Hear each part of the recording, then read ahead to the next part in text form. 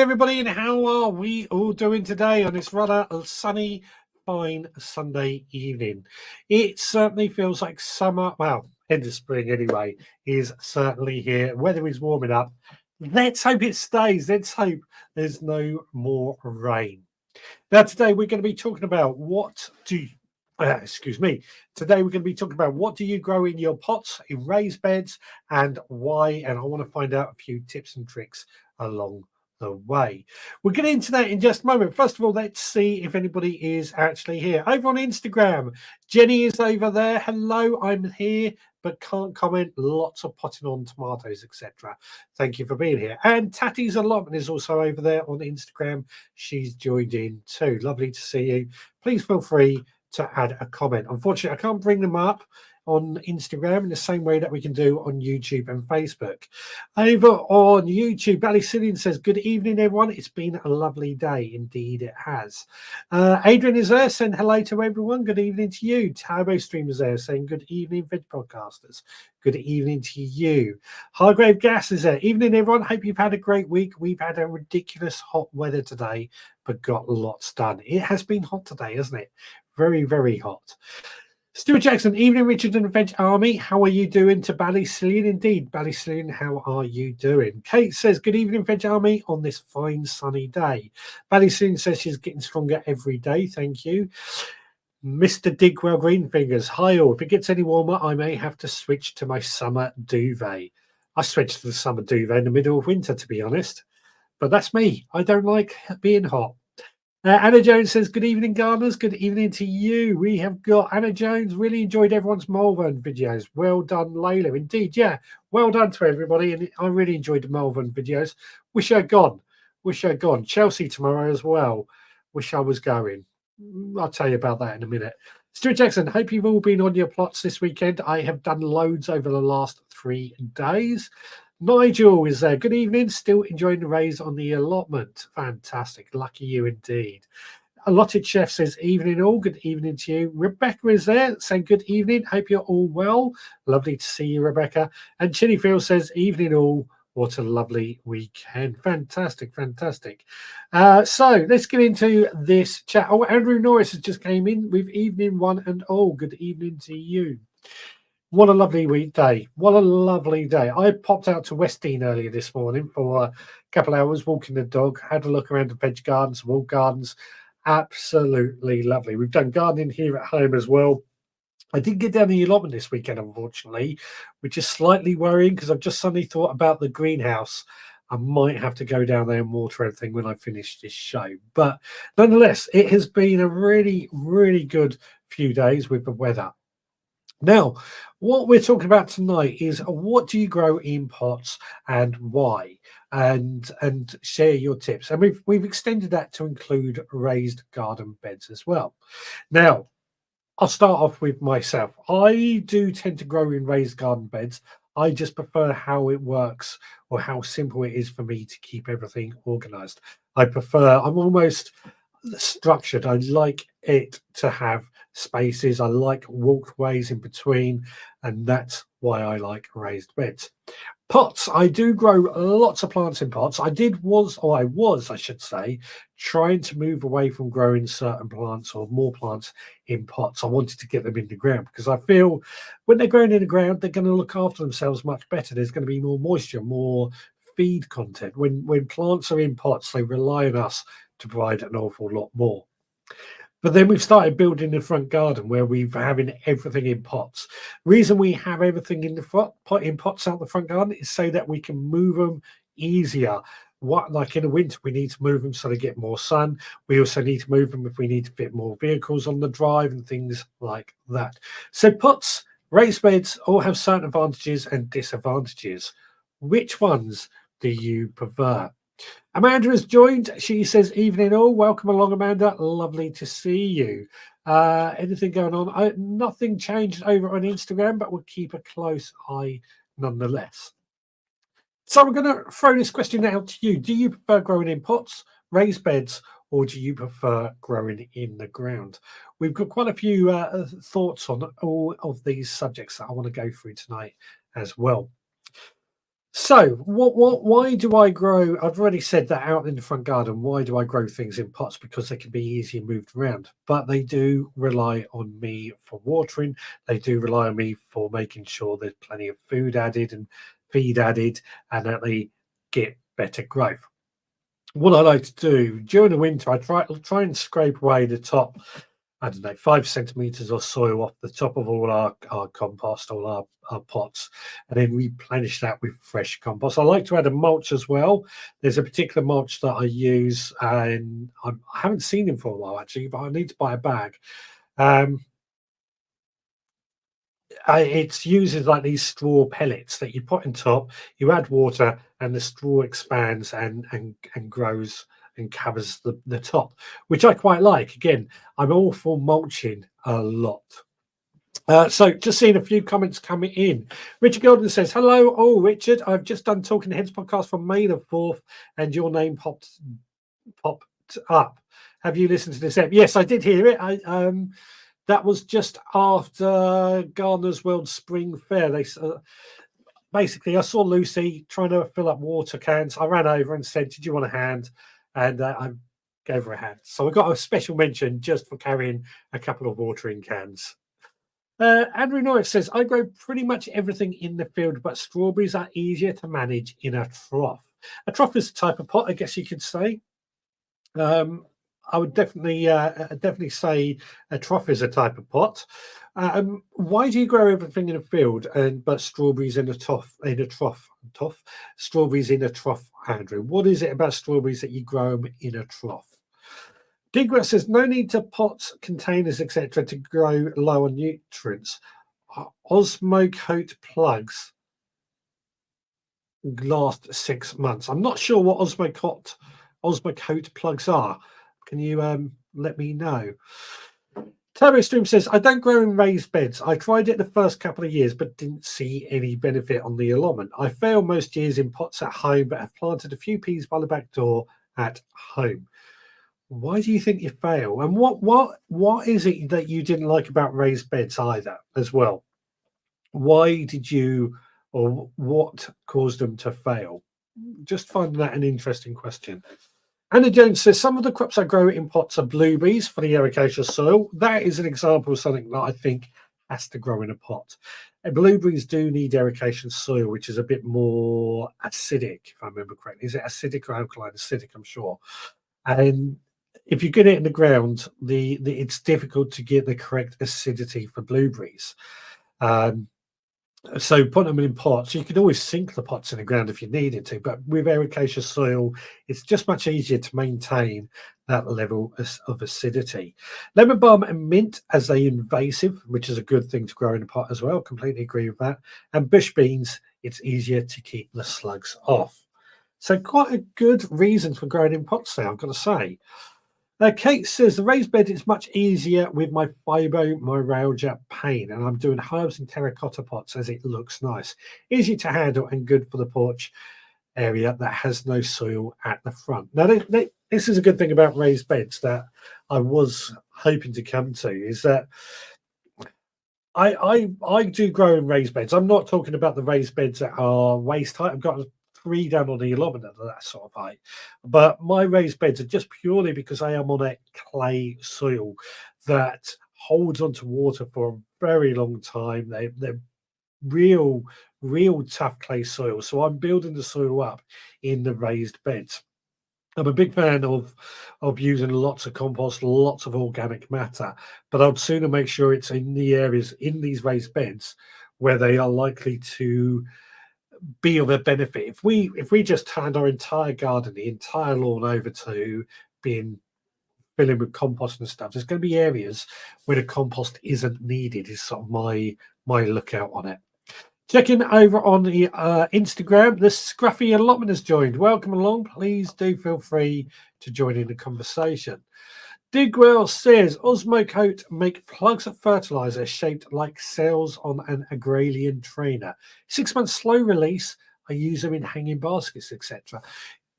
That is one of the reasons that we do this show. One of the things that I want to find out more is how you feed your pots and these sort of Osmocote plug fertilizers make a lot of sense. I've not seen them, I'm not aware of them myself, but a slow release fertilizer. I do try and mix with all my compost a bit of slow release fertilizer as well. Um, as well as trying to add a bit of fertilizer during the growing period as well, be it tomato feed or a balanced all year, all round feed. Turbo Stream says the raised beds were of wood and they harboured slugs. Pots at home seem to get neglected. This is always the thing or the risk when you come with pots is that they do have a tendency to get neglected. I've got quite a few trees in pots, and I've just got to remember constantly to at least once a week to water them thoroughly, properly. And that's not too difficult to do. It's just a case of not forgetting about them, I find. And because they're out the front, I see them when I leave for work and I see them when I come. I see them every time I leave the house or come home. So they're right in my eyes. And it's quite, I find again, it's quite convenient that if I'm just literally getting in the van, I might see a couple of weeds that need pulling. I can quickly pull them, takes seconds, and then I'm on about my day. That's one of the reasons I like growing in pots out the front, is that it encourages me to maintain it easily. Andrew says, easier to manage the weeds if I grow strawberries in pots/troughs. Otherwise, I have quite a lot of land for the fridge and other fruits. Mind you, at the top of the field, there are wild strawberries. Now, Andrew, how big is your field? Because this is one of the questions I'm wondering as I'm going through this. What I've always thought is that we tend to grow plants in pots when we don't have enough space. An example would be I grow a lot of fruit trees in pots because I just feel it makes it better use of the space. But if I had acres of land, I would of course be growing in the ground. I would have an orchard or two to make the most of it. Nothing going on over anything going on, sorry. No, nothing over on Instagram, but we'll keep checking. Bethan's Kitchen and Gardens, John. Evening all. Happy everyone is well. Heading to the chippy, so might not chat for a bit. Oh, lovely. Fish and chips. Can't beat it. I haven't had fish and chips in a long time now. But now you're going to give me a craving for fish and chips. I can't do it, though. Can't do it. I've got to be good. Anyway, where were we? What were we discussing? Yeah, growing in pots.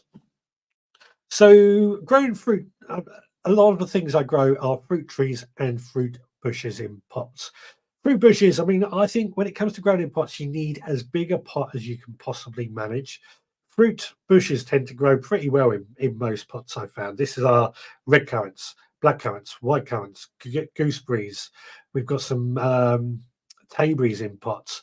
We've got raspberries, rhubarb. We have got rhubarb in pots over there as well. Actually, wide range of different things that we have growing in all these pots that seem to work quite nicely. The bigger the pot, the better.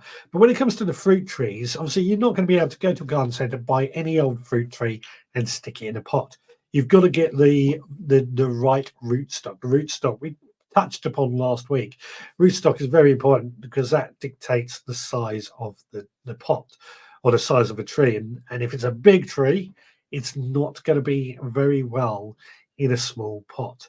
So getting the right rootstock depends on what your fruit tree or whatever you may be buying as to what rootstock you need. Do your research is all I'm going to say. Jenny Rennie in the Garden over on Instagram says 2 trays on tomatoes down, lots more to go. No idea where they all go, but I'll squeeze them in somewhere. I know exactly what you mean.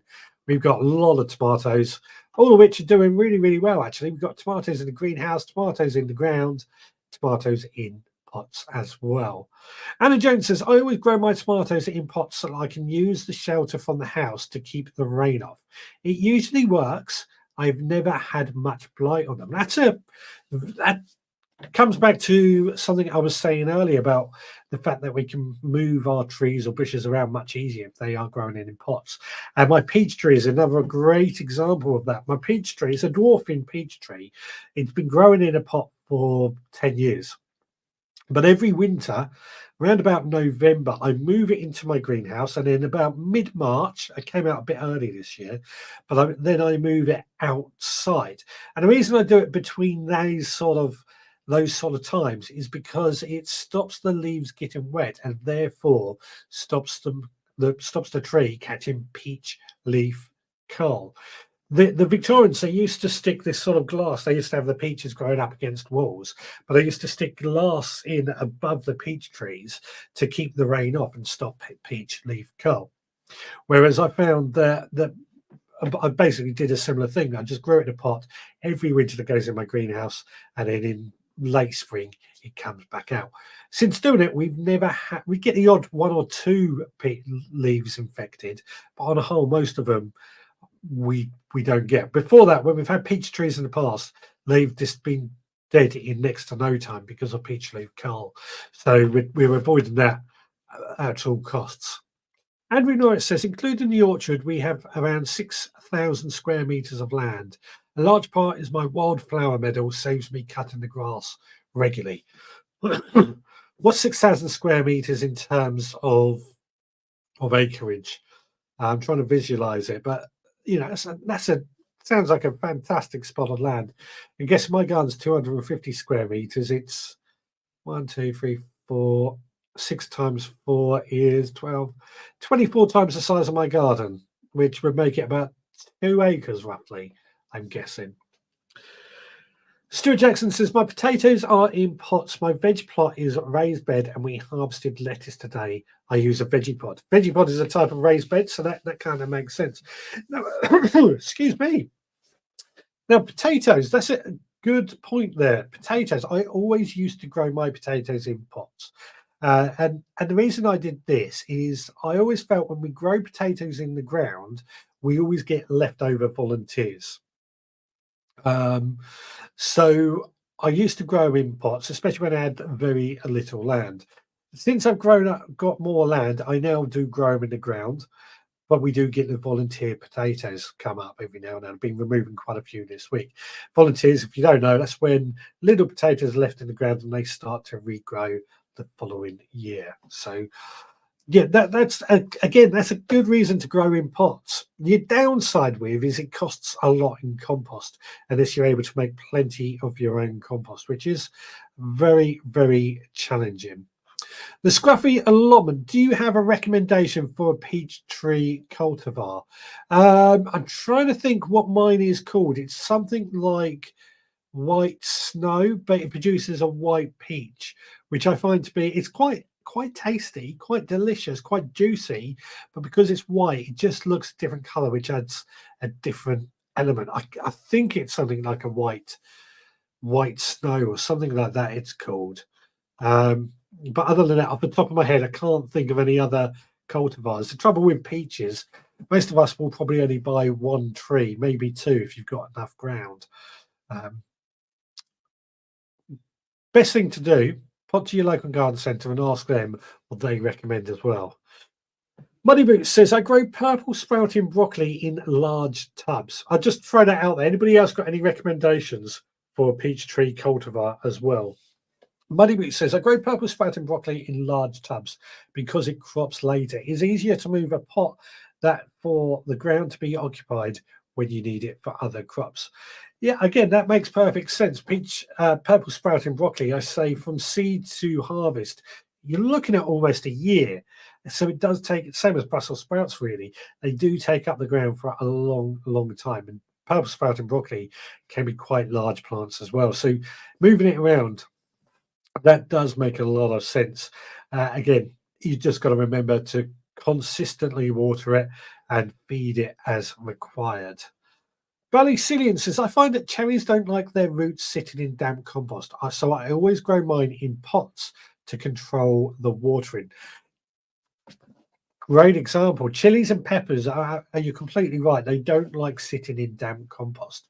They almost like to be dried out between watering, and you can't do that in the ground. I do find chilies and peppers grow better in pots, aubergines as well. So, again, this is one of the advantages sometimes that we have for growing certain things in pots, which is what we're all about. Digwell says 6,000 square meters equals just under 1.5 acres. I went far off with my rough estimates, so thank you so much. Thank you. Nicholas says, evening all, so hot in Cornwall. It's hot here as well, in this shed. Andrew says, thanks, Digwell, indeed. Nigel says, I grow potatoes in 30-litre pots. Needs more attention in watering, but so much easier to harvest. Again, I totally agree with that. I do totally agree with growing potatoes in pots. Much easier to harvest, much easier to stop getting volunteers. As I said, I used to do it all the time. Perhaps I might go back to it in the future. I'm not sure yet. But again, it's all good points. All great stuff. Digwell says, I still get volunteer spuds because I tip the used compost onto the beds. Now, that's a problem, actually. What I'm out in my back garden. What I've got a big black dustbin, and when I empty any pots, so you always get some pots, maybe some young plants that have died, eaten by slugs and snails, destroyed by white fly or anything like that. Whenever I remove the plant, that goes into, or what's left of the plant goes into the compost heap. But all those empty or that remaining compost, I put into that big black bin. The same when I empty my potatoes out. And my idea here is that I would use that as a bit of a mulch next season once it's had a chance to sort of prove that there's nothing growing in it or no diseases or anything. So all those end of the season, you get those pots, you clear out the plants. I empty that into a bin all of its own. Stuart Jackson says, my potatoes are planted in a mix of my own compost and peat-free compost, which helps with the cost a bit. Cost is actually one of the downsides of growing in pots. We do need a lot more compost, and if you can make your own compost, fantastic. I mean, most of us make our own compost anyway. Being able to make enough compost is always a challenge. But again, peat-free compost or even pea-based compost, if you use that still, does get quite expensive. Anne says, I used to have a peregrine peach that did really well. And Nigel also says, Rochester is a good peach variety as well. So there you go. Scruffy allotment over on Instagram. Rochester and Peregrine are two recommendations. The Scruffy allotment also says, I have great success using air pots for peppers and chilies. Yeah, but air pots, I've not used air pots, but I've seen them. I think they are a great thing. Again, they're basically pots. The roots can make their way out of the pots, but they rely on air pruning where just basically prunes it, just natural.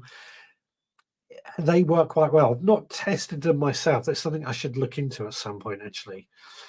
My chilies grow in a hydro wicking system, always wet, but they wick up from the bottom. That's the difference I found with chilies and peppers as well. I think if you water from the top of chilies and peppers, they don't like it. But if the water wicks up from the bottom, they seem to do much better with it. I've got to admit, a lot of people have said you're meant to dry them out in between waterings when it comes to chilies, but I've not actually found that myself. But yeah, I do think there's the wicking system, which, funny enough, brings me up to something you may have heard this on the podcast this week. My Autopot system that I've recently obtained. Autopot, they do like a wicking system. Great idea, I've got to say. And I've got the two-pot system. I know a couple of other people have got the two-pot system. And they've got a water reservoir. You fill up a water reservoir, it slowly and gravity-fed trickles water into the wicking system, which means these pots that are grown in there will never run out of water, provided you keep the reservoir full of water. And I have found, chilies and peppers, when I've used the wicking system in the past, work really well. But Autopot for me are something we're trying out this year. If you are interested, I've got a discount code. If anybody does want anything from, where is it? From, here we go, from autopot.co.uk, you can use the discount code AUTO10RVG for 10% off. Where were we? Nathan says, doing comparisons this year with pot-grown chilies and tomatoes versus in the ground, taste, yield, etc. Please keep us posted on how that works out. That would be awesome. Nigel says, chili, peppers and aubergines all do well in a wicking system. I think I've read that one out, actually. But yeah, again, it's surprising. I think like the veggie pod is a wicking system, how much of a difference it makes. But I think it is down to the fact that it's wicking from the bottom. Hargrave Gas says, as my soil is either heavy clay or waterlogged, I grow everything in pots or raised beds. Problem is, I need lots of compost, so I brought 20 bags of Jack's Magic whilst on special offer. Yeah, I'm with you. I'm trialing a couple of compost companies this year to see what does the best. But Rocket Grow and Heart of Eden are two examples. But yeah, I tend to buy in bulk. I found to make savings on compost because again, I everything's raised beds, pots, and it does get expensive. I would like to make all our own compost, but it doesn't always work out quite in that such same way. Outside Gang Shop has joined over on Instagram. Hello and welcome along. Where else were we? Coming back to the patio peach. I have a patio peach. The variety is amber. Not fruited yet, but looks a nice compact plant. Absolutely, absolutely. Ballycillian says, and I totally agree with this. I would say wicking system keeps the compost moist, not waterlogged. And I totally agree with that. It is about keeping the soil moist. That's, I think, the key to these wicking systems, which is why they work so well. Hello, all from Quebec, Canada. Not here. Hot here too. I'm back for the summer. Thank you so much, Anne. Hope you are well. Lovely to see you. Are you back in your Quebec, and has the snow all gone? I'm guessing it has. Nicholas says, I grow potatoes in 30-litre tubes too and mulch with rapeseed straw in a plastic DPM water tray. I mix last year's compost with new and blood, fish and bone. Fantastic, fantastic. Digwell also says Digcupia is a good peach variety, especially with a dash of tonic water. Gotta love a bit of tonic water. Chili Cat says, we have such a mix. Half the allotment is split into 4 beds in the ground. Great for crop rotation. The other end, we have 7 pallet collar raised beds, 3 more to go in. These are mostly fruit. Again, I swear I see it with raised bedding is wicking action that does go on as well. So excellent stuff, excellent stuff. At home, we grow chilies, aubergines, and peppers in raised beds and in pots. What does best? Have your peppers, chilies, and aubergines? Do they grow best in the raised beds or your pots, chilies? Let us know. Vegipod is a decent container covered with agralian type mesh to protect. Vegipod's veggie bag is a decent container covered in agralian type mesh to protect the plants. I used to have one. It did disintegrate though after 3 years, I think it was. But they were good. They did protect our crops quite well. I don't know. I'm guessing they still make them. I think the veggie bag I had was the original variety or the original type. I think they've changed it around a little though. Chili Kate says, oh, at home we have a grow table, cheap veggie alternative for salad leaves as well. Now, Digwell says, no wicking easy to grow system. It's more of a flood and drain setup. Yeah, what I mean by wicking, you're right, they're easy to grow is more of a flood and drain. What I mean by wicking, though, is the compost wicks the water up from the bottom and wicks it up through the compost. A bit like the veggie pod as well. It's the compost through capillary action, as they call it, wicks it up, which should in theory keep it quite moist. Anne says, yes, snow's gone and it's like early spring here. I agree about potatoes in pots, though, thinking of hilling this summer. Just saw my friends' hills and troughs and they look very cool. It's all what works, isn't it? It's all what works for you. As said, I used to grow mine in pots and I've moved them on to in the ground because I'm finding growing the potatoes in the ground helps get rid of the couch grass, which is a challenge that I've always had. Ballysoon says, yes, it drains after flood, when my ground floods, it stays flooded for a while. And that's one of the reasons that you probably would want to grow in a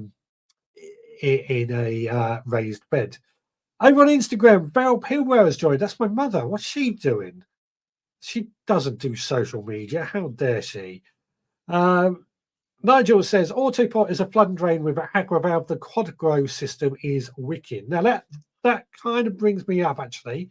We've got some photos of this particular subject that I've had a couple that have been sent in this week. So, pots and raised beds. So, Nigel, Muddy, aka Nudgy, aka Muddy Boots.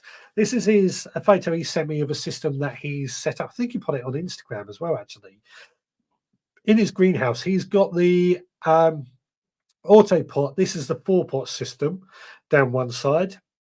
He's got the quad grow down the other side, and then self-made wicking beds down the far end. I think that's right anyway, from what I can tell. And he's running a bit of an experiment to see what grows the best. Flood and drain or wicking and so on. So that's kind of interesting to see what's going on there. Steve's easy to grow system. This is similar to what I've got myself, and the big black tub is the reservoir, and then you've got the 2 pots, and Steve's actually got some extensions, some more that you can add on to build the system up, which is definitely something we're looking at doing as well. I'd be interested to know, because by the looks of it, yours has been used in the past. It's not a brand new one. How well is it doing, Steve? Nathan has got sweet peppers in pots as well. I think these are seedlings that he's just shared, but I thought, it tallies up with what we were talking.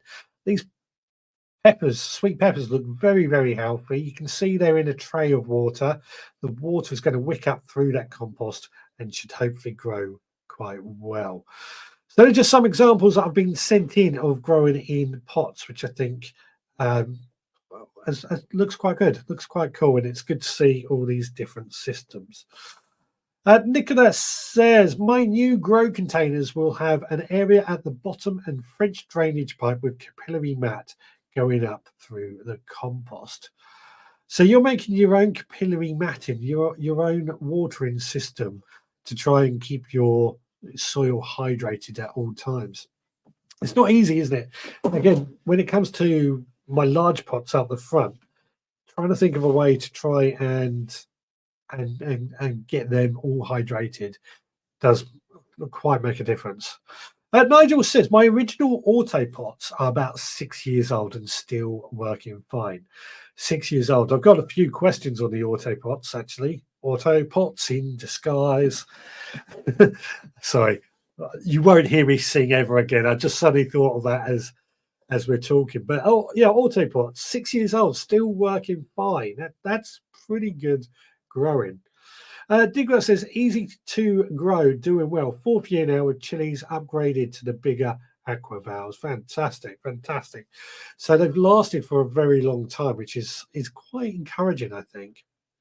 Again, do you leave them outside over winter? Do they come in? Do they stay in a greenhouse? Same with any of our pots. Here's a question I'm going to ask you, though. Go ask everyone out there. Your pots, what do you prefer? Terracotta, plastic, mix of the two? What do you prefer? Personally, I prefer the terracotta pots. They are more expensive, which is why I don't have so many of them. But I just think they look better. They're weightier, so they're less likely to get stolen. Plastic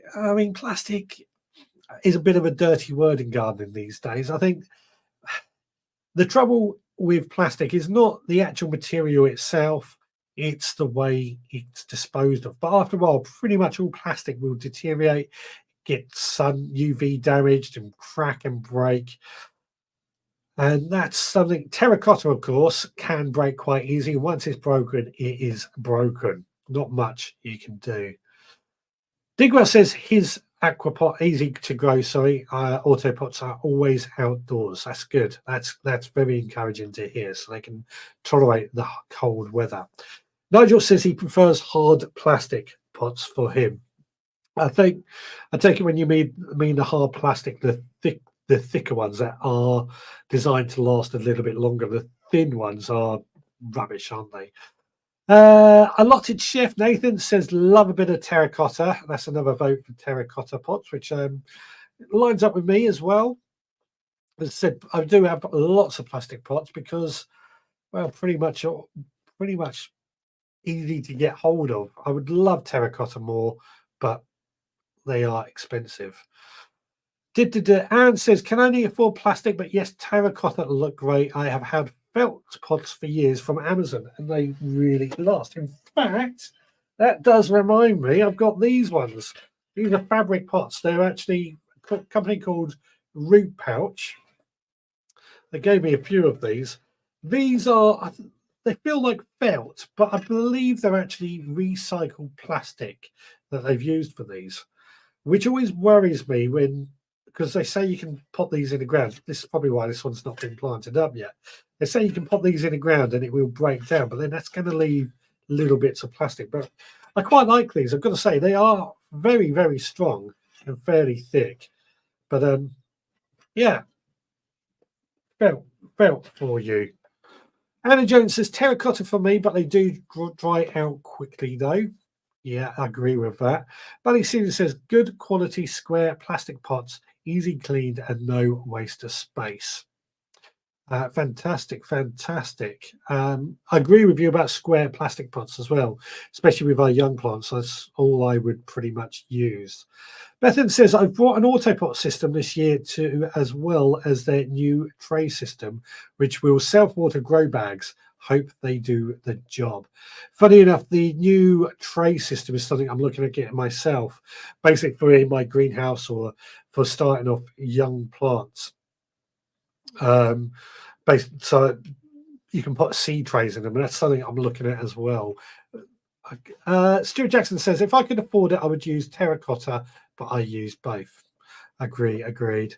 Nicholas says, I bought some containers that have a cone growing space that sits in a container which you fill with water. The cone sits on a dimple which slowly allows water take up. Bit like my allotment by the sounds of it. My allotment. If you haven't seen the video, I put out a couple yesterday of installing my allotment pot. It's a terracotta pot you sink in the ground and it slowly trickles water out into the soil. Chili Cake says, I hate to say, but my plastic pots have lasted better than terracotta. Interesting. Doesn't surprise me, though, actually. Doesn't surprise me. Trouble with terracotta, you can get the unglazed or the ones that aren't frost tolerant. The ones that you really want do cost considerably more money. Nigel says, root pouch, very popular with weed growers. Tried them once growing potatoes. They dry out very quickly. That is true. They do dry out very, very quickly.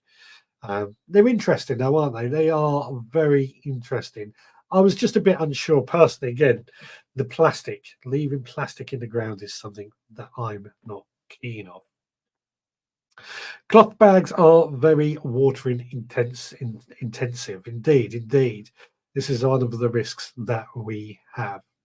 Now, let's quickly have a little break. You sent me the mission last week to make a scarecrow. I think I've done it, but let me know what you guys think.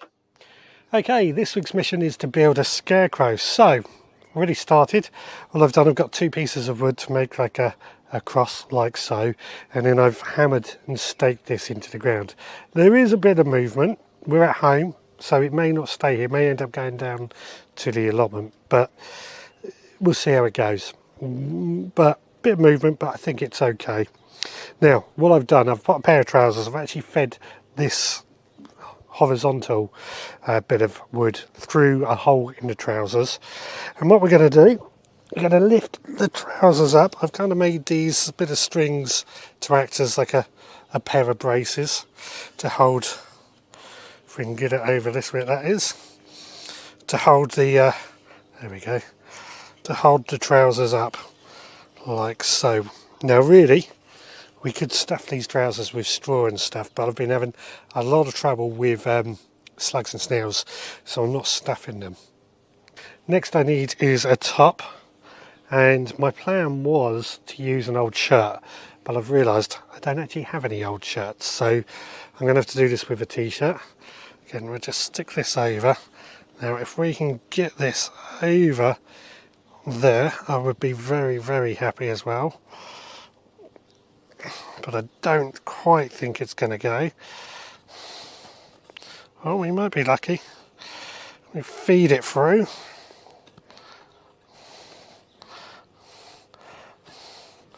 There we go, one side. See if we can do the same with the other side.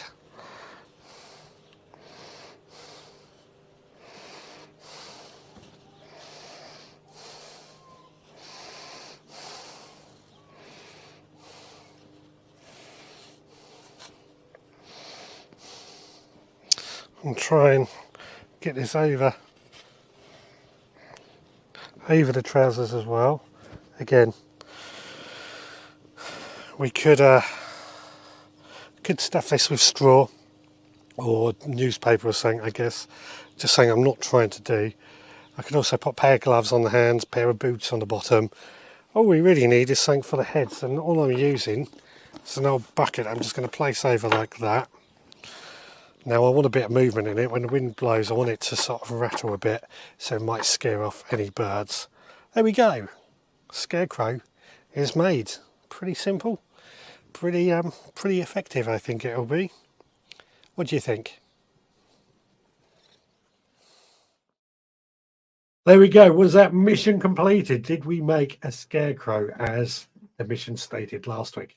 Don't forget, I need a mission for next week, a challenge or anything like that that you can think of. I'm open to suggestions as always, as long as it's something that is relatively achievable. Now, Digwell says, that looks like my washing line, PMSL. Yeah, our washing line, it will start up straight, but the clay soil we have actually moves. And it'll drop over after a while.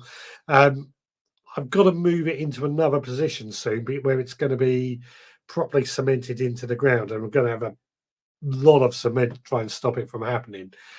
It's a nightmare, our soil. As I said, we're clay soil that just has this weird effect of moving around, which is why that washing line tends to go over. Nigel says, I've had quite a few frost-resistant pots cracked during the winter, which can work out expensive. Yeah, I think it's because terracotta is quite porous, and we've had such a wet winter that it's absorbed a lot of water, and that's where I suspect it's came through a bit more. I suspect, and that's why we've lost so many. Digwell says, I use the hose lock grow bag water is for my grow bags. Big reservoir under the bag for 4 wicks seeping up into the bag. Very, very good. I've seen those. They're like plastic trays, aren't they? That you stick your grow bag on and allow water to seep up. Fantastic, fantastic. It's good to hear they work well. I've read that one. Digger, trouble with any deterrent is that the pests get used to them. It will need moving weekly. Yeah, I totally agree with that, actually. I agree. You do need to move your scarecrows around quite regularly. I also sort of think, as I said, I want that bucket that I put on the head, I want that to move in the wind a little bit more so it rattles and makes noises, which will help. And I was thinking also from the arms, I could hang some like a wind chime, but made out of plastic pipes to also, when they get blown in the wind, make a bit of noise, which will also help scare the birds. I agree. They do need moving weekly, otherwise birds can get too used to them. Stuart Jackson says, I do use square pots for first potting on, but I do ask that people return them if possible, as pots have got pricey. As most of mine growing is sold, I try to keep spending to a minimum. So, Stuart, I was going to say, we've got garden centres near us where they have a box outside where people can put in some old plastic pots and they can be recycled and reused. And you can go along and grab some of those. So I was about to say, pop to one of those and you might have some, but I don't know if any of your garden centres have them. But why not, as another suggestion, Stuart, when you are doing your sales, why not have a bin and say, please donate any old plastic pots? That way you might end up with quite a few more to save on the costs. Nicola says, Digwell, I prefer the hose lock with a grow container on top of the reservoir. They jumped in price, unfortunately. Yeah, I think everything's got more expensive over the last couple of years, though, hasn't it? It's everything going on. Stuart says, mission completed. Thank you very much. Over on Instagram, Roses for Angels has joined. Welcome along. Please do feel free to join in the conversation. We're talking about pots and raised beds, but we've got a few other things that we're throwing in here as well. Now, let's move the subject on to raised beds a little bit more, because we've spoken quite a bit about pots. Now, I do, as I said at the beginning, I do grow a lot in raised beds. I'm on a clay soil. The clay soil does move around, as I've already said. it basically grows and it shrinks and expands quite rapidly, our soil here. So for that very reason, I have gone into raised beds. And what I haven't done is just build the raised beds up with compost right at the very beginning. I top it up throughout the year, and it seems to work quite well. Um, my beds here at home, they are 200, they're 20 centimeters deep. So they're not the huge ones, not like the veggie pods where they come up to your waist height, but they are raised beds. And I find it works because it just helps keep the water logging off the plants. Roots will still work their way down. They will still find the water, but they're not sat in water if we get a heavy rainfall. The downside, of course, of raised beds, they take longer to warm up in the spring, summertime, and they can get quite expensive when it comes to compost. But they, these are all swings and roundabouts. Another thing that I like about raised beds is for how I tend to try and work things. I like everything to have a place. I like to try and be organized. I'm not organized at all, but I like to have my idea of organization in that everything has its own place. And that's why I also tend to work with raised beds, because it gives me the pathways, gives me the sections or each bed I can submit off. So we've got brassicas, the pea bed, the squash bed, we've got the roots beds. It just for me helps compartmentalize and keep my gardening organized. Added to that, I do like having paths as well for areas that we can walk on, and I like grass paths. I like mowing the lawn. So for me, I've gone with raised beds. May not be everyone's cup of tea, but raised beds for me are what I like. Um, I use when I make my raised beds here at home. I've used uh, timber that is used in roofing, so it's quite thick. I think it's something like, what is it, 45 mil thick, 45, 4.5 centimeters, something like that. So it's quite thick and strong. I would like to do railway sleepers. That would cost a fortune, but we're saving up for that. That might happen in the future. What have we got? Nicholas says, where is it? Facebook Marketplace is good for free flower pots. It's something to look at. I have to agree. I've seen them on there. Over on Instagram, the Kentish Gardener has joined. Welcome along. Please do add your thoughts. We're talking about pots and raised beds. Digwell says they're quite a new addition to talking about the hose things. Nicholas says, I bought some metal planters last year from B&Q in sale, still to build and fill. They are smaller, 1.2 by 50 centimeters. Now, Nicola actually is in quite a unique position. She's got, is it 3 acres down in Cornwall? But the land that she actually has there, the land is got high levels of arsenic. So she has no choice but to grow in raised beds or pots, because otherwise anything she grows would just become a poison. So this is one of those things that I come back to. This is why we might sometimes grow in raised beds, because the soil quality isn't just there. Um, there we go. There we go. Stuart Jackson says, thanks for all the ideas. Why is it you have never got the correct size pot? I have clay soil, so that's why I use raised beds, and I've never looked back.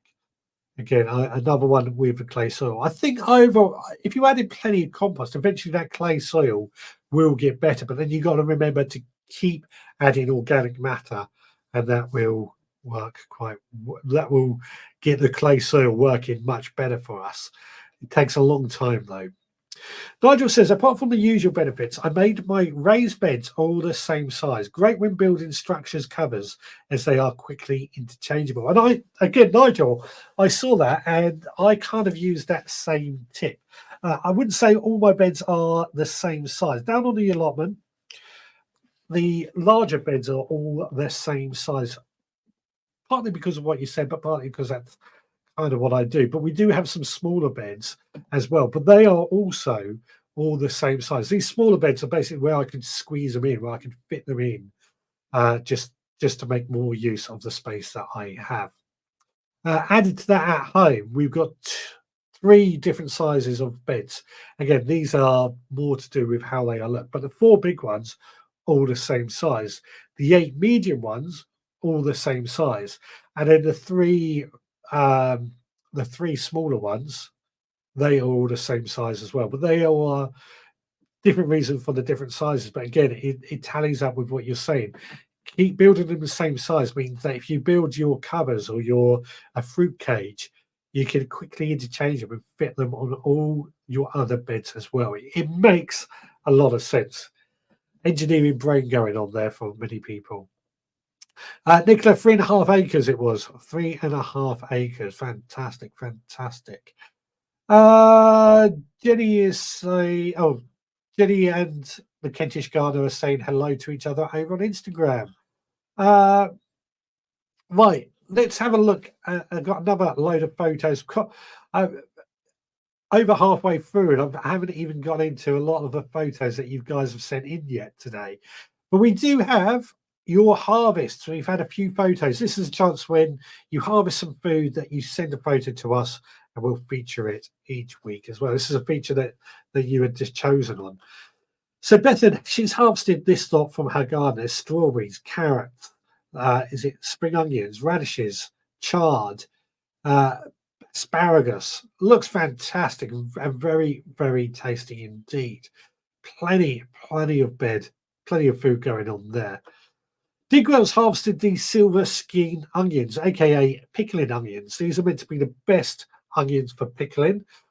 I've not had much success growing them, I'll be honest with you. So I'll be interested to know what Digwell has done differently. I think I may be harvesting them a little bit too early. And when did you sow them? When did you harvest them, Digwell? That's what I'm going to throw out there to find out a little bit more on. And these are his carrots that he's also these are his carrots that he's also harvested. It looks like they're starting to get a little bit hairy, so they're probably about to bolt. I think these were sown last year, if I remember correctly, and he's just started cleared them out because make room on the bed. Now, this is something brings me up. Something I've done this year. Last year, I grew some carrots in a large pot, and I left a couple in there to basically overwinter, but also to bolt this year. I'm waiting for them to bolt still, but my idea is that I want them to bolt. I want them to flower, and then share some of those seeds in that bed again, so that we can basically have a system where we don't have to sow seeds. We're letting nature do it for us. That's the idea. At the moment, they haven't started flowering, so we're not sure if it's going to work. Now, Nigel, we were talking about the same size beds earlier. He has 4 beds, 6 meters by 2.5 meters. These are further divided into 3, so 12 smaller beds to work with. Also makes crop rotation simple if you practice it. I agree with that. I completely agree with that. I do practice crop rotation. Again, I've got, as I said, 1, 2, 3, 4, 5, 6, 7, 8, 9, 10, 11, 12, 13 large beds down, 14, 15 large beds on the allotment, and then there's several smaller ones. But I divide them into basically rows of 3 so that I can practice that crop rotation. So, yeah, 3 beds are potatoes, 3 beds are brassicas, 3 beds are alliums, 3 beds are peas and beans, 3 beds are squashes and spares, basically so I can practice all that rotation. Beddoes is there. He is listening as well. Fantastic. Thank you very much. Nicola says, don't forget to thumbs up. Yeah, please do give us a like.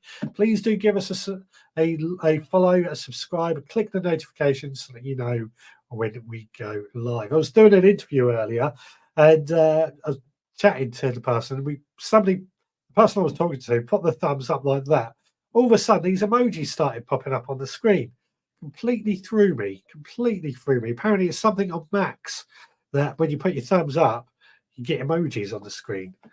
Digwell says, onions sown on the 25th of August, cropped 3 days ago. Yes, the carrots were going a bit woody, but over half were pickled.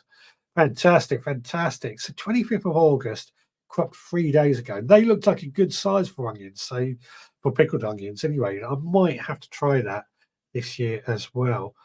Nigel says, I've never tried pickled carrots. It's interesting what people can pickle these days, isn't it? The Kentish Gardener over on Instagram says, I had 3 raised beds for my veg patch. Other than that, I use a few pots and mostly in the ground. Very heavy clay here too. Heavy clay is one of those that a lot of people do struggle with. And again, this is why I have raised beds. I think heavy clay just helps make it. Digwell says the recipe for pickled carrots is on his recipe if anybody is interested. I do like preserving. I do like a lot of preserving. Nicholas says most of my raised beds are 240 times 100, 2 pallet corners pot together. Fantastic. So that's 2.4 meters by 1 meter. So fantastic, fantastic. I just remembered something that I forgot to mention when we were talking about pots as well. Something that I like to mix in with my pots when they're in permanent places. Some of this goes in the beds as well. Biochar. Biochar is like a charcoal. I don't know if anybody's used it. Basically, it is small chunks of charcoal. Whether you could use charcoal, I don't know. But it's basically small chunks of charcoal that I mix in with my soil mixes.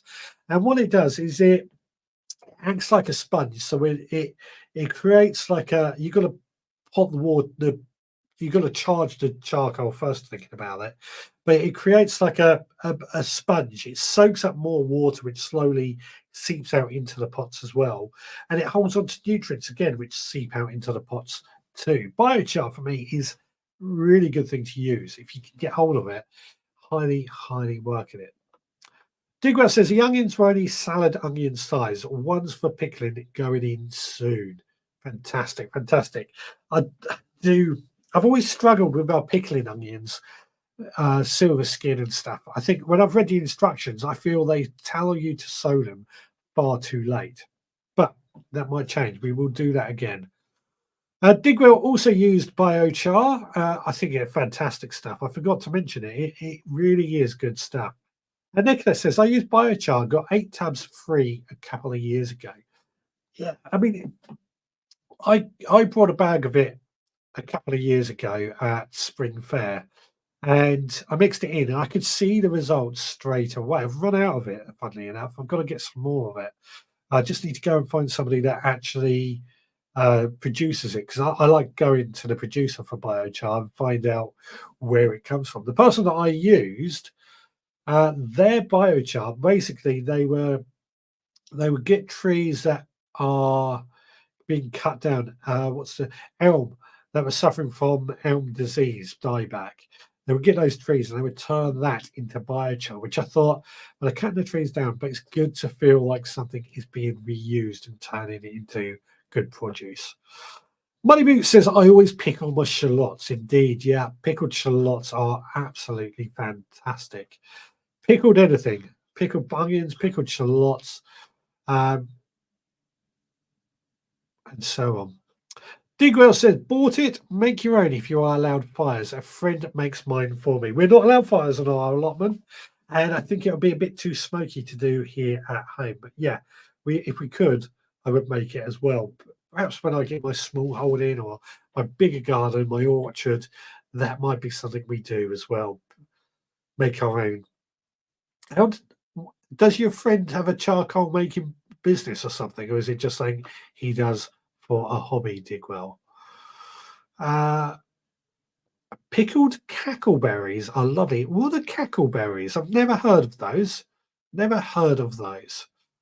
I mean, I'm a big fan of pickled fruits, pickled onions, pickled eggs. Yeah, I quite like them. I don't mind admitting that. They're not everybody's cup of tea, but I am quite fond of them. Let's check on Instagram. Nothing going on Instagram at the moment, but we'll keep checking. What else do we have? We've got a seed sowing for the week, haven't we? Let's have a look. This week it's Swede, and I need your help with Swede. So I'm going to throw this out here. Come back and we'll talk about how to grow Swede.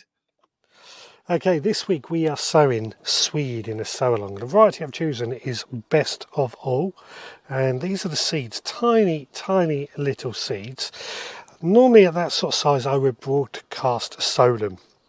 But what I'm going to do is actually sow them into these little plug plants and see how we get on. I've always had, I'm being honest here, a lot of trouble growing seeds. I've not had much success over the years at being able to grow seeds. So I'm going to rely on your expertise and your tips for this, on how to grow them. I've just realised I was digging a hole, but because these seeds are so small, I should probably just drop one on each little plug plant and then scatter them over afterwards. Now what I do know is that swede is a brassica, so it'll be grown in a brassica bed where, along with cabbage and other things like that, but it is also a root crop, so could also grow it in a root bed, I guess. But I'm guessing because it's a brassica, it's going to need a bit of lime to adjust the pH, and hopefully that'll give us better results. So I've sown a tray. As I said, I don't know how we're going to get on with these. I'm going to rely on you guys to share your tips on how we grow these in the conversation. I'm just going to pat them down a little just to make sure the seed is actually in contact with the compost, and then I'm scatter over some more compost. There we go. That's more or less done. I'll scatter the compost over just a second. Let us know your thoughts about how to grow swede. Yeah, so swede is one of those plants that I always struggle with for some reason. I imagine growing the big swedes that we see in the supermarkets, whereas the ones I get are not much bigger than a radish or a beetroot sort of thing. I wondered if it was due to our clay soil not allowing them to grow. I don't know. Perhaps I'm sowing them too late. I don't know. I want to find out from you guys what your tips for growing swede is, if you have grown any swedes. Nigel says some National Trust properties make biochar in their woodland areas. Fantastic, fantastic. I've seen them. I think a lot of estates also do that as well these days. Money Boots says swede varieties for me, Tweed and Helena. Fantastic. I can't remember what I'm sending out next month. Nicholas says never grown swedes yet, maybe this year. Well, this is just sow along. This is your chance to sow the seeds and see how you get on. Nigel says had similar results both growing in a drill and cell trays. Fantastic. So growing them like I'm doing isn't going to affect it too much. Thank you very much for that. That's reassuring. Anna Jones says that's pickled eggs, apparently. Cackleberries laid by female birds consisting of a developing embryo in food store and albumum, sometimes called an egg. Okay, pickled eggs, basically. Are these like... I was watching a live stream last night with some guy who was eating, what was it, 100-year-old fermented eggs. Apparently the result wasn't very good, but apparently it's the thing in Sweden. 100-year-old fermented eggs. Not for me. Not for me. And I eat most things. I will eat most things, but I won't eat that. But yeah, I'll be interested to know your swede growing tips. What is it you think I could be doing wrong? Why is my swede just not getting big enough? Do they need a lot of water? Do they need in a brassica bed? Do they need loose soil? Let us know in the comments. Let's have a quick check on Instagram. Dean Cooper has joined. Hello and welcome along, buddy. Jenny says, I have 4 raised beds on order. This year I'm going to find going to the allotment regularly difficult. So I'm going to grow lots and lots of sweet corn, pumpkin, green manure, etc. to cover the soil. Great idea. Great idea indeed there, Jenny. And she goes on and says, raised beds full of cottage garden at home, mixed veg and flowers. Fantastic, fantastic. Yeah, I mean, raised beds again. I know Jenny. I hope she doesn't mind me saying she does have mobility issues as well. So raised beds, I think, make a lot of sense for people. I think Kate said earlier as well with her fibromyalgia. Raised beds just make all the difference. And some fantastic videos gone up in the group this week as well of raised beds. Turbo Stream says, I sowed my swede today too. Last year I sowed in the seabed, but had to repot them as the slugs were having a field day. We haven't had a photo of your seed bed for a while, Turbo Stream. Be good to see that. But do you usually have much success with swede? Do they need a lot of water? Do they function quite well without it? Tell me, share with me. I want to know what I'm doing wrong. Now, I've got a podcast, of course, coming out tomorrow, but having to edit it quite early this week. It's Amanda's birthday tomorrow, so tomorrow night I'm not allowed to do anything. Not even allowed to go to the allotment. I'm not happy about it, but it's her birthday. Got to make the most out of it. Now, I think it's safe to say Amanda is not a gardener. She doesn't like going out in the garden that much. Well, she likes going out in the garden, but she doesn't like gardening. So, what did I get her? I got her something for the garden as a birthday present. I got a huge garden beanbag, so she can go and lounge out in the garden while I'm working away. And then hopefully she might actually see what I'm doing in the garden from time to time to try and encourage her to really appreciate all the hard work that I do out there, because I don't think she does. I don't think she does. Well, we got Turbo Stream says, I always chuck a small handful of chicken manure pellets in the hole. Mine are always smaller than shop bought ones, though. That's similar to me. I say mine don't seem much bigger than a size of a beetroot, size of a golf ball, tennis ball sort of size. Whereas I'm imagining the sort of Swedes.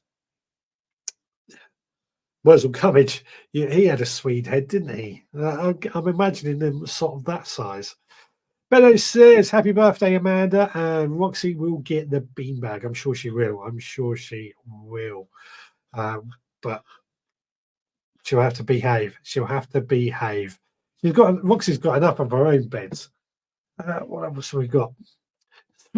Digger says, Swede needs very moist soil. Not a great fan of homegrown ones, as I end up with too many. Just that would be fine. That would be fine with me because we quite like Swede, and I would like to get too many of them. Need very moist soil. Perfect. That's what I wanted to find out. So they need very moist soil. What about feeding? What about what type of soil? What about sunlight requirements? I'm guessing if they like very moist soil, they like to be in the shade a little bit. But I could be wrong. A bit more. If anybody that can tell me anything else on Swede, that would be fantastic. Do you grow them in your brassica beds, or do you grow them in your root beds, or do you not bother with those sort of beds as well? Yeah, so as I said, podcast coming out tomorrow. We got how I'm tackling the slugs and snail problem, because I've had a lot of slug and snail problems this year. I've got, what else have I got? A trip to Westing Gardens. Went to Westing Gardens today. I haven't been there for years. Absolutely loved it. And then what else have we got? National Children's Gardening Week starts on Saturday. So this week we've got Lee Connolly as well at the end, just sharing a few tips for that. Digwell says, no feeding, no dig, full sun for me on my plot. Fantastic. That makes it so much easier. Turbo Stream says, I do know they dislike root disturbances, so last year they suffered a bit. That's always worried me. I was having the same conversation about carrots. Carrots don't like root disturbance, but I think that's the same of most root crops. They don't like their roots being disturbed, so they do need somewhere with plenty of room. Really be sown in situ, shouldn't they? Same as beetroot, sow in cells or direct. And Nigel says, I just give my Swedes one feed of grow more, and that lasts them all season. Fantastic. So they're not hungry feeders is the point I need to make. So I think it might be the fact that my clay soil was just a bit too tough for it, and we're building up the soil now. Where the Swede's going to be growing this year, the soil is actually quite friable, so it should hopefully do much better. But I might, based on this, sow a load directly where I want them to grow, just to be on the safe side. In fact, I might do that when I finish this show tonight. Go outside and do it. And see what happens. Tomo Stream says, I might try a few direct showings, he says, but sowings, I think that's meant to be too. Yeah, I'm thinking I'm going to do that when I finish this show. I'm going to run outside and just sow a few directly in the brassica bed outside. Right, so we've still got plenty of time left. Anybody got anything they want to add about pots and raised beds? Has anybody else also come up with a mission for next week, a challenge that you can set me, a seed to sow for next week as well would be good. And I know what the subject is going to be next week. It's going to be a free for all. Excuse me, I've got an itchy ankle. A free for all. This is a chance where you guys come up with what you want to talk about. What I'm thinking is that if you've got a question you want to ask, throw it out there and we will see if we can get an answer. A bit like if anybody's listened to James O'Brien's Thursday, I can't remember what you call Mystery Hour. You ask the questions and we try and answer it collectively, is what I'm thinking we could do next Sunday. Chili Kate says, glad you made it to Westing. Shame I couldn't take advantage of you offer myself. And I are visiting West Greenhouse Gardens on Friday. Where's West Greenhouse Gardens? That sounds interesting. I will check it out one day. Over on Instagram, Mark J8108 has joined. Welcome along. Please feel free to join in the conversation. I got to say, I went to Westing Gardens today, and some of you may know I used to go to Westing Gardens pretty much every year for Chili Fiesta, which was an absolutely awesome event just about chilies. It was brilliant. It happened every year. The ticket prices kept going up and up because it was so popular, but the event got bigger and bigger. You know, there was chili stalls, everything had to be chili related. So you didn't walk along and there was nothing related to chilies. It was all chili related. There was food stalls, there was cooking demonstrations, there was gardening demonstrations. But I can't help feel that when the new what's it called? When the new head gardener took it over, I can't help feel he didn't like it, so he stopped it. And I think that was a big, big shame. Really do. Really got annoyed about it.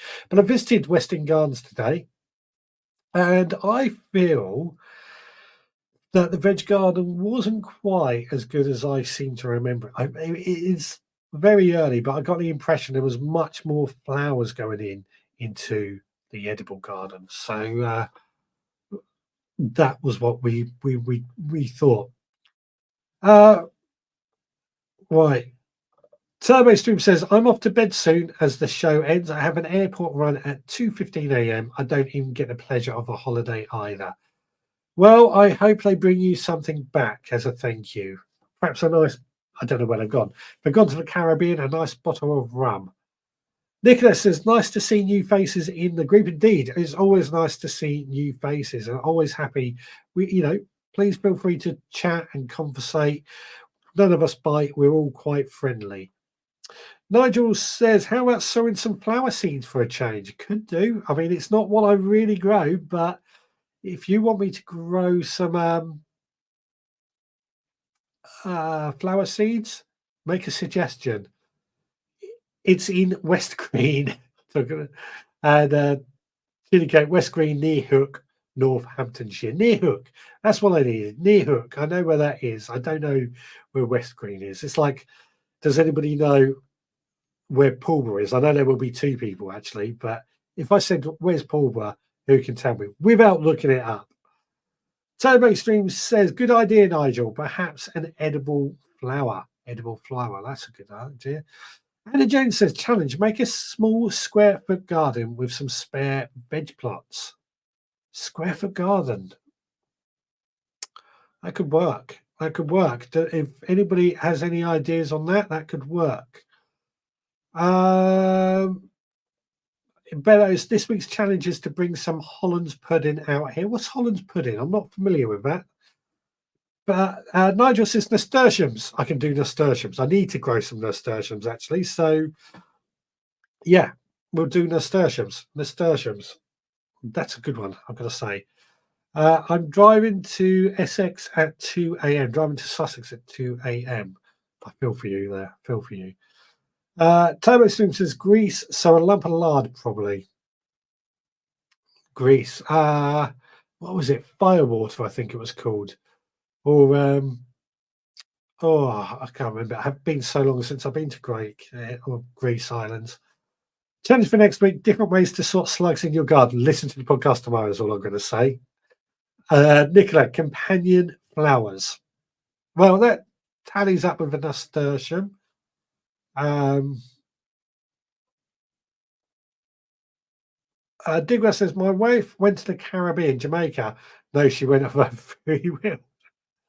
Oh, dear, oh, dear, oh, dear. Nicola says, I can tell you where Pulborough is, and 41. 41. I'm sure what that is. Digwell, I will be up around 1:30 a.m. I'll be asleep. I will be asleep. I reckon I could find Pulborough. Said, yes, you were one of the persons I knew would be able to. Terracing, square foot garden, beetroot, onion, and radish. Yeah. I'm trying to think what we could fit in there, but I think square foot gardening sounds like a good challenge. And nasturtium. Holland's steak and kidney pudding, mainly in the chip shops at home. Steak and kidney pudding. Oh, lovely, lovely. Flowers you can eat, nasturtium. Turbo Stream said, oh, okay. I once saw Paul on a map on the A272. I went, Richard Golden, me too. Okay, that perhaps wasn't a good example because I suddenly realised there's several people that would know it. Okay. I held my hands up. I don't know where West Green is, apart from it being near Hook. I've been educated today. Oh, we haven't looked at your photos yet. Actually, there's been quite a few photos. But some good ones as well, I've got to say. We always love seeing your photos. Money boots. Tomatoes are planted out. I can say these tomatoes are pretty exceptional. They look nice and tall. How did you get them so tall in such an early season? Great stuff. Kevin Hall, he's made this bean support. Kevin Hall over in Midhurst, good friend of mine. What he said is he had the bamboo canes, was looking for something to secure them, and he believes in trying to reuse, recycle on the allotment. He discovered the water pipe, solid plastic water pipe. I can't think what it's called. He used those to support the bean structure into place. Chilies have protected their lettuce with this interesting contraption. I can't work out if was this bought or was it made. It looks quite interesting. I can see it being very, very useful as well. Scott is adding this strip of land to his allotment. He made a post about this the other day, funny enough. He's taken on, there's a strip of land next to his allotment, which is a bit of a no-go area from what I understand. It used to be used for parking, not anymore, and it's just there going spare. And he's asked if he could take it on, and he's been given permission, extending his allotment, growing more food. Fantastic. Now, Nathan is suffering with rust this year. This is something that I think many of us are suffering. I suffer with rust pretty much every year, but I've learned to live with it. But this year, the rust does seem to have come rather early. I'm hoping our garlic will be okay, but we shall see. Got about another month to find out how it gets on. Now, Beddoes has sown some Supporters Club peas in Spain. If you're not aware, I run the Supporters Club, which £5 a month, you get a collection of seeds sent to your door, as well as a few extra features. Details on the veggrowerpodcast.co.uk. But his peas have grown quite well. He's in Spain, I believe, still. and seem to be doing quite well in Spain, don't they? Now, Stuart's been getting some black gold in the form of compost out of his compost bin. I've got to say, it does look very, very good quality compost. Have you done anything different, or is this just the luck of the draw? Let us know. Now, Ian McCorgan, I can never pronounce his surname for some reason. He has been putting the wrong stuff on his rhubarb because someone told him to try horse manure on the rhubarb, but he said he preferred custard. I don't know about you, but I certainly wouldn't be eating rhubarb if there's horse manure on it. I'd much sooner have custard. So please do keep sharing your photos. You can post in our Facebook group. You can send to me via social media or email me, richard@veggroundpodcast.co.uk. That's richard@veggroundpodcast.co.uk. Just want to remind you, we do have the discount codes as well. If you are after seeds from Premier Seeds Direct, VegPod10 for 10% off. And we also have that discount code we mentioned earlier, Autopot, Auto10 RVG for 10% off as well. If you need to know them again, we do keep them on the website as well. Where would we go? I went to Pulborough once. It was closed. That sounds about right. The one thing they used to do there that I was trying to find out a bit more in Pulborough, just outside Pulborough, was 24-hour lawnmower racing. Apparently it's down to 12 hours now, but I thought it might be cool to take part in that one year as a bit of fun. You need a 3-man crew, but I thought I've got to get a lawnmower as well. But I thought it would be a bit of fun, lawnmower racing. Money Rick's Blue Water Pipe, MDMP. That's the word I was looking for. MDMP, Blue Water Pipe. That's it. That's what Kevin Hall has used to hold his bean structures together.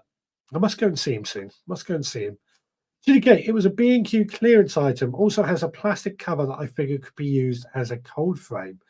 Oh, fantastic. I have to put B&Q do some good clearance items from time to time if you are around and able to pop in and see what they're doing. But yeah, B&Q.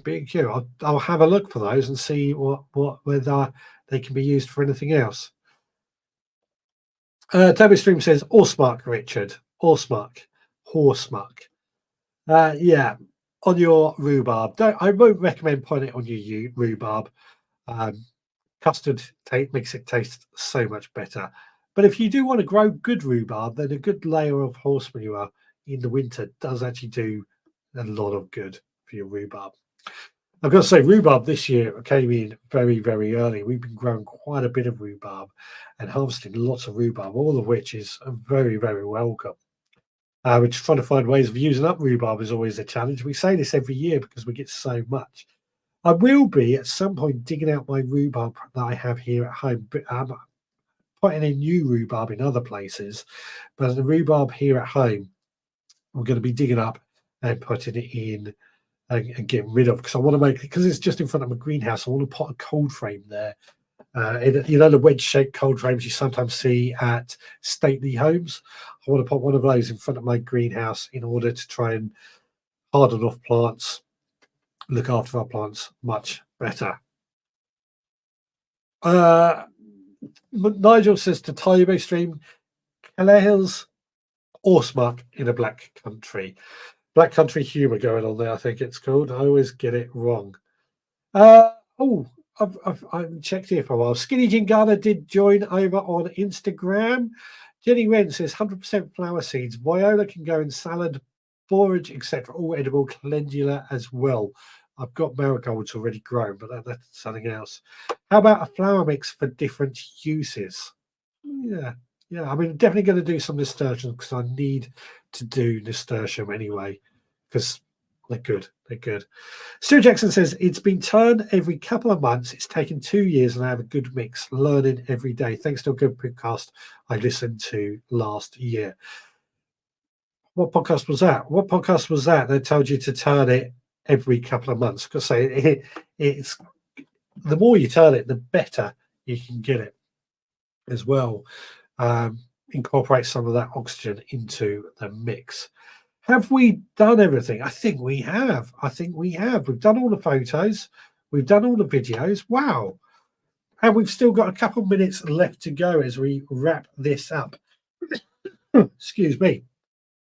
So yeah, podcast out tomorrow where we just got a few things we are going through.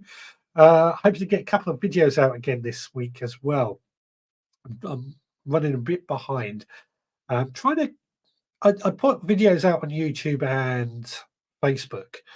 I'm trying to get into the habit of making them a regular thing.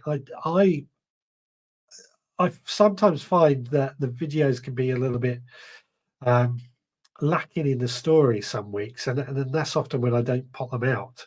So trying to, even if it's a bad story, put them out is something I'm trying to do.